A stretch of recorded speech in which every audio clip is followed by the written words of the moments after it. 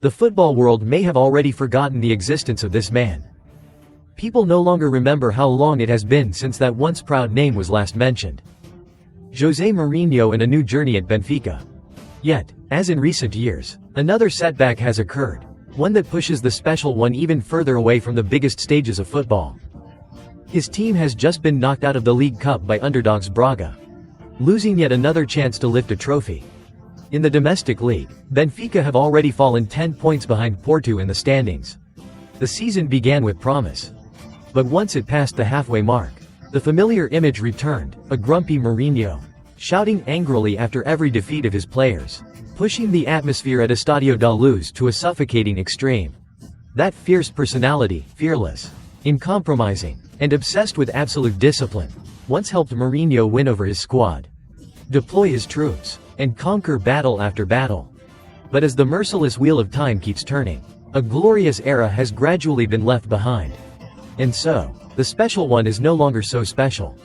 Benfica have effectively crossed themselves out of the title race after a lackluster performance in the Portuguese League Cup semi-final. That defeat not only crushed their hopes of silverware, but also ignited a familiar outburst from José Mourinho. Immediately after the match, the special one ordered his players into a brutal training regime as a form of punishment. They were even forced to stay at the Seixal training center until the upcoming midweek clash with Porto. "I hope they sleep like I do," meaning they won't sleep a single minute. "They must think very carefully about what just happened," Mourinho coldly declared. According to the 62-year-old coach, Benfica's problems are not tactical. They stem from elementary technical mistakes and severe individual declines in performance. With that many errors, the match was beyond saving. That was a performance unacceptable under any circumstances. After the game, Mourinho broke tradition by entering the dressing room himself to speak directly to the players, instead of waiting until the next day. It was clear how his explosive anger pushed the Benfica dressing room into extreme tension. If it works, it could be a powerful provocation, an immense mental boost. But if it fails, it may well be an act of self-destruction. Since returning to Benfica last September, Mourinho has yet to leave a clear mark. The Red Eagles are now 10 points behind the league leaders and face the risk of an early exit from the Champions League.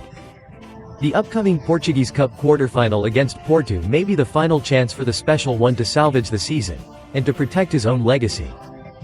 Mourinho is called the special one for his tactical genius, his ability to win hearts, and above all, his one-of-a-kind personality.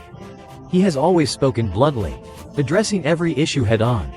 That straightforward, uncompromising nature, never afraid of offending anyone, has created a Mourinho unlike any other in football. Journalists love Mourinho. In press conferences, the Portuguese strategist never hesitates to criticize anyone, giving the media endless material to exploit. But for many players, he is nothing but a thorn in the eye.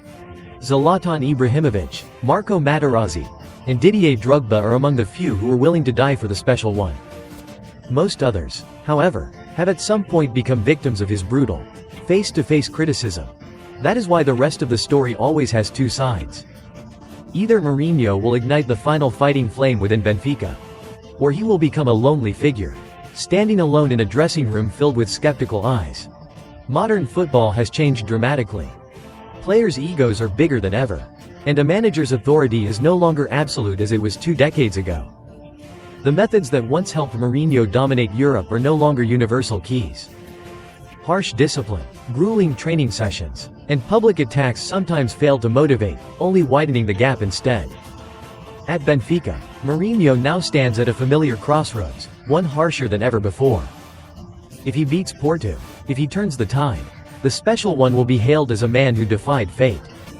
But if he loses, it may become yet another tragic chapter in his long decline, where past glory is no longer enough to shield a fragile present.